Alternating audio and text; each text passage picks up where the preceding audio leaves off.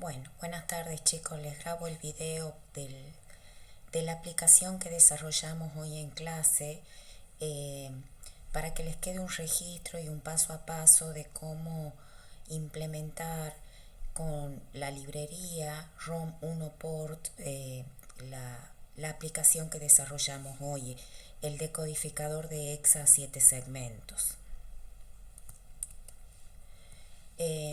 Empiezo abriendo el PPT que teníamos de clase eh, para que nos ubiquemos qué era lo que teníamos que hacer. Aplicaciones. Bien, esta era la aplicación. En el primer caso había que usar un tipo de arreglo definido por nosotros, un arreglo bidireccional de 16 direcciones, que es lo que está acá, 16 direcciones por 7 bits en cada dirección. Entonces, para eso ustedes tenían que abrir el quartus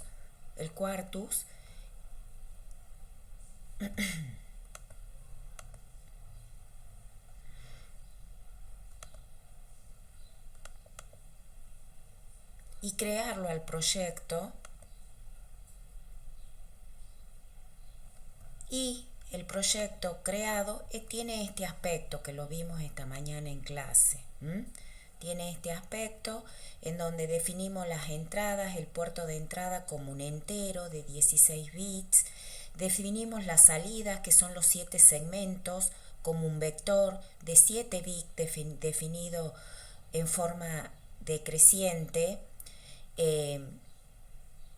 Definimos una señal que es el que me va a permitir, display, que es el que me va a permitir elegir qué dígito de los 4 dígitos que tengo en la placa quiero encender o quiero habilitar.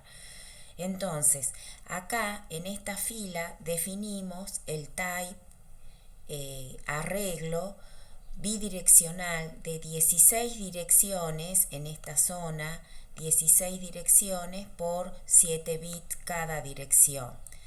Y después definimos una constante que se llama memdecos, que es del tipo de arreglo bidireccional que nosotros hemos definido. Es el mismo tipo que hemos definido. Entonces, eso nos permite darle 16 valores diferentes a esa constante, que son cada uno de los códigos 7 segmentos que me van a permitir encender los dígitos hexa. Entonces, ¿cómo usamos después esa constante? Con un with select. Con un with select, acá se está usando. Cuando la dirección sea 0, se tiene que prender, cuando la dirección sea 0, se tiene que prender el dígito que corresponde al 0. Entonces, el código que hay que habilitar es el código 7 segmentos que está alojado en la primera dirección de la constante, que se llama romdeco. Y esa primera dirección la llamo poniendo memdeco entre paréntesis el 0. Me estoy ubicando en el primer valor de la constante, en el valor 0 de la constante. Entonces, cuando la dirección sea el entero 1, me estoy ubicando en la dirección 1 de esa constante, que es esta que está acá. Entonces, lo que se va a dibujar en el display es el número 1, que se corresponde con el segmento B y C. Y así, siguiendo, yo puedo ir prendiendo cada uno de los dígitos hexa, posicionándome en la dirección que corresponde dentro de esa constante. Entonces, así, en la última dirección, que es la 15, que la voy a poner con un when others, yo me voy a parar en el último valor de la constante y voy a estar visualizando la letra F. ¿Qué más hay que notar en este diseño? Que con esta asignación simple yo estoy eligiendo el display que quiero visualizar, el display 7 segmentos que quiero encender. Entonces, de ahí me fijo en la hoja de datos o dependiendo de la Cyclone que estoy usando, si es la Cyclone 2 o la Cyclone 4, qué asignación de pin tengo que hacer para prender un determinado segmento. Y entonces ahí le estoy mandando un nivel alto para activarlo. ¿Y qué es lo que tiene de interesante esto? Compilemos, veamos que no haya ningún error. Lo que tiene de interesante es que cuando yo implemento la memoria con un arreglo, si voy a ver la estructura interna, no hay errores, si voy a ver la estructura interna acá en Pin Planner, no, acá en Processing, en Chip Planner, en Tool, si voy a ver la estructura interna en Chip Planner, voy a ver que esa implementación está ocupando, voy a hacer un zoom, está ocupando recursos, todo lo que es celeste son recursos lógicos dentro del dispositivo FPGA. Y fíjense, son bloques lógicos. Y fíjense que los M, que son los bloques de memoria embebida, no se están usando. No se están usando esos recursos. Entonces, ¿eso qué significa? Que no es un buen diseño almacenar información de esa forma. Si me sobran recursos se puede hacer, no hay ningún problema, pero si estoy ajustada con los recursos no sería un buen diseño. En este caso es una memoria muy chiquitita y que me ocupe 1, 2, 10 bloques lógicos para hacer la implementación no es significativo. Pero cuando estoy comprometida con el espacio dentro de la FPGA, ahí sí empiezo a tener una complicación y tengo que tratar de optimizar el diseño. Entonces, si necesito optimizar el diseño, la forma ideal de hacer esta implementación es siguiendo esta segunda opción, que es usando la librería ROM1 Port con el Mega Wizard. Y ahora hagamos un paso a paso de cómo haríamos esa implementación. Y después vamos a volver a ver la estructura interna del dispositivo y vamos a comparar de que la asignación ya no se hace usando bloques lógicos, sino la memoria embebida, que son estas columnas verticales que se ven acá a los costados. Bien, cierro esto. ¿Y cuál sería? Cierro el Quartus, después lo vamos a volver a abrir. Lo primero que tengo que hacer para implementar ese diseño con el Mega Wizard es crear la carpeta de trabajo. Yo la voy a crear acá en Cátedra y dentro de Cátedra voy a hacer una subcarpeta nuevo que me almacene todos los archivos del Mega Wizard. Le voy a poner ROM. Acá voy a almacenar todos los archivos del Mega Wizard. Entonces ahora lo que voy a hacer es abrir el Quartus.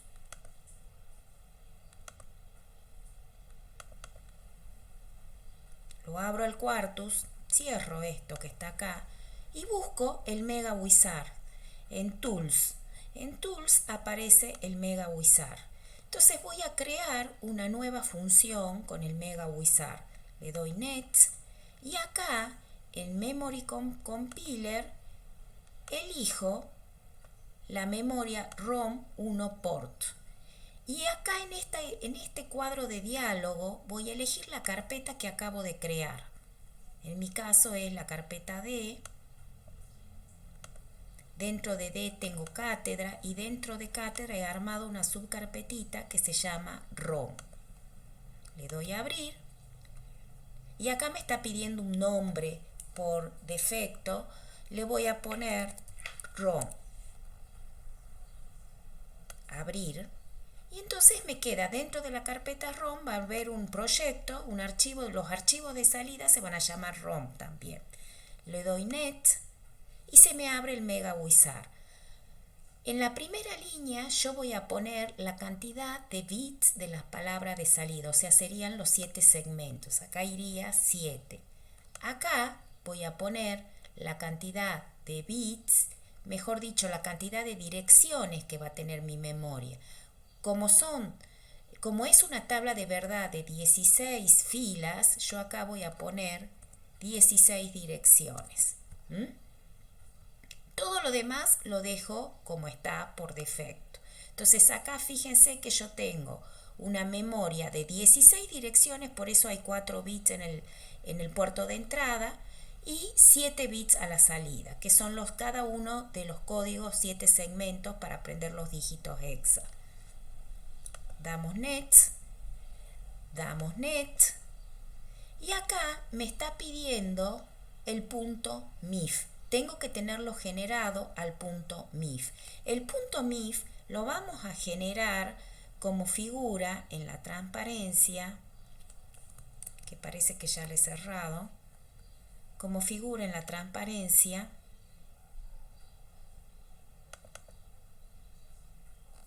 con este formato. Con cualquier editor de texto vamos a generar el archivo .mif con este formato. Yo en particular uso el Notepad++, que es esta aplicación. Entonces fíjense que lo que tiene de lindo este editor de texto es que te va coloreando, tiene una sintaxis de color que ayuda a escribir de manera más eficiente el código, el archivo TXT. Entonces, una vez que genere con este formato el archivo de inicialización .mif, lo que voy a hacer es pegar ese archivo en mi carpeta de trabajo. Entonces, paso a hacer eso. Lo busco al archivo, yo ya lo tengo generado en D, cátedra, lo tengo generado en algún lado, control C, y lo pego en mi carpeta de trabajo. Lo pego en mi carpeta de trabajo que se llamaba ROM, que es esta, y ya lo tengo ahí generado. Entonces, si ustedes lo abren con cualquier editor, yo en particular lo voy a abrir con el Notepad++, más aplicaciones, voy a ver qué tengo para abrirlo, buscar otras aplicaciones en el equipo, voy a buscar el ahí está, Notepad++, abrir, ahí lo tengo, lo voy a abrir con esa aplicación y acá está, este es el archivo que yo he generado. Entonces lo guardo en mi carpeta de trabajo, lo cierro y esta es mi carpeta ROM donde ya lo tiene. Entonces vuelvo al Mega Wizard del Quartus que estaba trabajando y lo elijo. Fíjense que acá no me lo está mostrando porque me está mostrando los archivos que terminan en extensión ex. Entonces le pongo que me muestre o todos los archivos o los puntos MIF y ahí lo tengo. Lo elijo, lo abro, le doy next y termino. Entonces, en principio, ya el Mega Wizard, vuelvo a la carpeta de trabajo, me generó todos los archivos necesarios, me generó todas estas carpetas, en donde si yo abro el ROM vía VHD, es el archivo VHD que me generó el Mega Wizard que implementa la memoria ROM 1 port. Entonces, pero no está generado el proyecto. Si ustedes vuelven a Quartus, acá no está generado el proyecto. Entonces, ¿qué es lo que tengo que hacer? Con ese archivo rom.bhd, generarlo al proyecto. Entonces, para eso, me voy a File, New Project Wizard, le doy Next, y acá, fíjense que por defecto me pone la carpeta de trabajo, ROM. Entonces, no la modifico. Acá pongo el nombre del proyecto que va a ser el mismo nombre del archivo VHD, ROM, tiene que ser el mismo. Le doy Next, acá lo agrego al archivo VHD que me ha generado el Mega Wizard, lo agrego al proyecto le doy Net. Acá voy a elegir la Cyclone cualquiera, por ejemplo, la Cyclone 4, la E, que es este integrado. Le doy Net y termino. En principio, fíjense que ya se ha generado. Ya me lo has creado al proyecto ROM que está en este circuito integrado. Y si yo cliqueo 2 veces ahí, me va a abrir el MegaWizard. Está bien, si yo quiero hacer alguna edición, lo hago en este asistente y vuelvo a compilar. Como no voy a hacer ninguna edición, lo cierro. Fíjense que acá está el archivo VHD. Cuando yo me voy a File, está el archivo VHD que acabo de incorporar al proyecto. Entonces, si ustedes quieren estar seguros de que se está tomando bien el archivo .mif, acá en File pueden agregarlo con el botón derecho. Presionan File y pueden agregar al proyecto actual el archivo .mif. Acá no me lo está visualizando porque solo me está visualizando los archivos de VHD. Pero si yo le pongo que me muestre todos los archivos, acá, si yo le pongo que me muestre todos los archivos, me va a visualizar inclusive el MIF. Entonces, lo elijo al MIF, lo abro y lo agrego, fíjense que ahí está elegido, y lo agrego al proyecto. Y le doy aplicar y le doy OK. Entonces, si yo vuelvo al Quartus, ahora fíjense que me aparece agregado el archivo ROM 7 segmento MIF, que es el archivo de inicialización, y si ustedes presionan 2 veces, esto es lo que tiene guardado en la memoria según Quartus.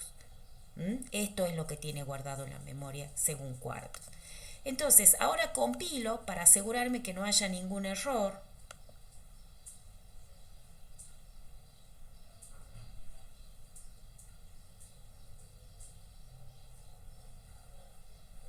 Y voy a volver a ver, a visualizar la vista interna del circuito integrado para que analicemos esto que yo les decía de los recursos que está empleando para implementar esta memoria.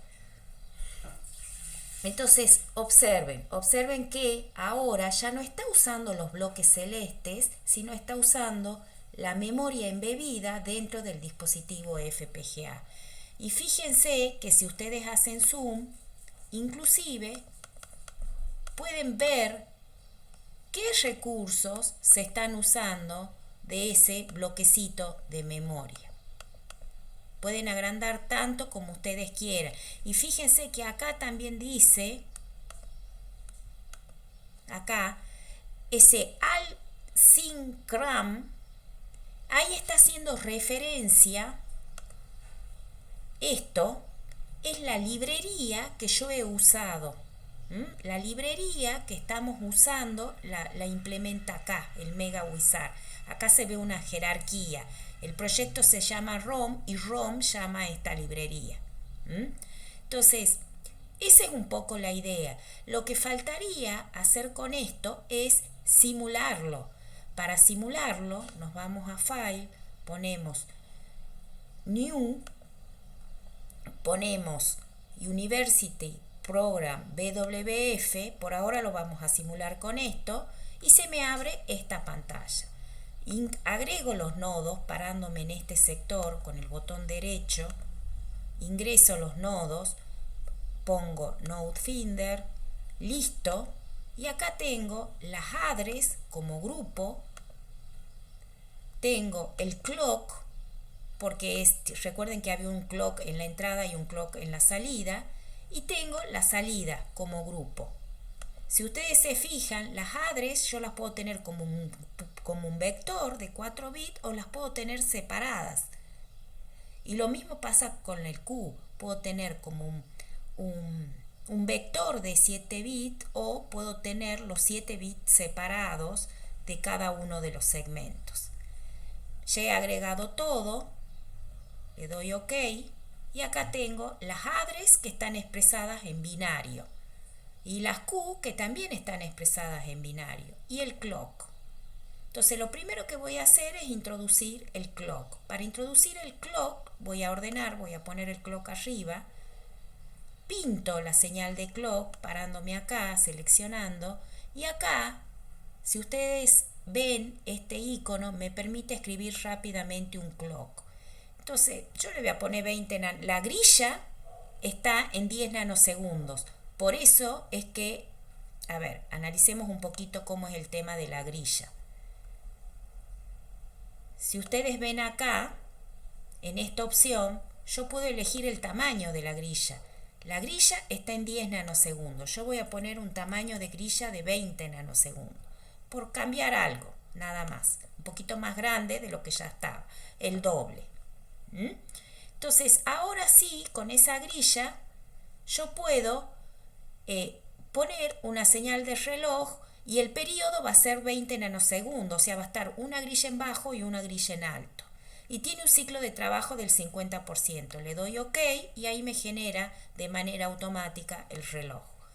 Las address me resulta más cómodo verlas en decimal. Entonces voy a cambiar el sistema de numeración de las address y voy a poner directamente sin signo decimal. Entonces, ahora voy a hacer variar las address. Las address son entradas, entonces las tengo que hacer variar también. Entonces, ¿cómo pongo varias entradas simultáneamente? Una forma es ir eligiendo pedacitos e ir poniendo en un pedacito un valor de cuenta. Por ejemplo, en ese pedacito seleccionado puedo poner la cuenta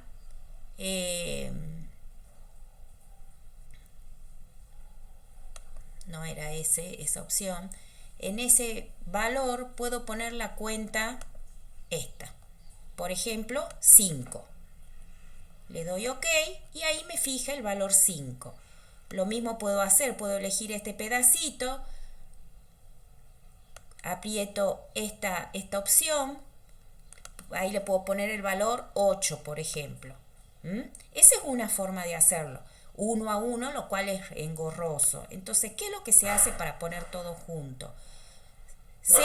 Directamente se escribe todos los valores por vez. Entonces, con esta opción, yo voy a empezar en 0, voy a ir incrementando de a 1 y voy a poner la cuenta, la voy a hacer cambiar, como el periodo es 20 nanosegundos, la voy a hacer cambiar cada...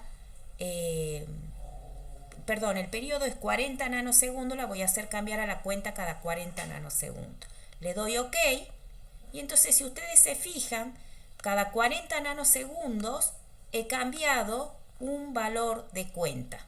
Y cuando llegue la cuenta 15 se vuelve a iniciar. El periodo era 20 por lo que estoy viendo, así que voy a modificar, sobreescribir eso.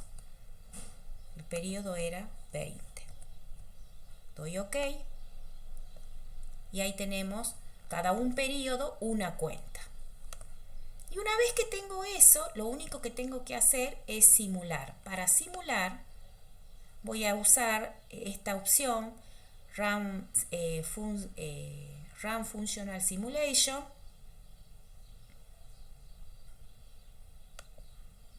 Primero me voy a asegurar en Options que esté en Quartus 2 Simulator, que esté esta opción seleccionada y recién voy a ejecutar la primera opción, Run Functional Simulation. Acá me dice si quiero guardar los cambios, le digo que sí, lo dejo con el mismo nombre que me propone el compilador, le doy guardar y ahí lo está simulando. Y acá están las salidas. Vamos a hacer un zoom. Entonces, si ustedes se fijan, ¿qué hay de interesante acá? Fíjense que hay un periodo de reloj de demora. fíjense que el código del 0 viene un periodo de reloj después, o sea, después de esta transición recién se pone el código del 0. El código del 1, fíjense que se pone recién acá, en este flanco. Simplemente ténganlo en cuenta, eso es porque las entradas y las salidas son sincronizadas. Hay un retardo de un periodo de reloj. Fíjense que no se actualiza el valor del 0 en la salida con el primer flanco, sino lo hace con el segundo flanco. Con el segundo flanco recién viene el código del 0, para tenerlo en cuenta simplemente. Y una vez que hice la simulación, lo que faltaría hacer, y he chequeado que todo funcione de manera adecuada, lo que faltaría hacer es asignar los pines en el pin planner. Acá ir asignando los pines en función de la placa Cyclone 4 y descargar y terminar de probar en placa.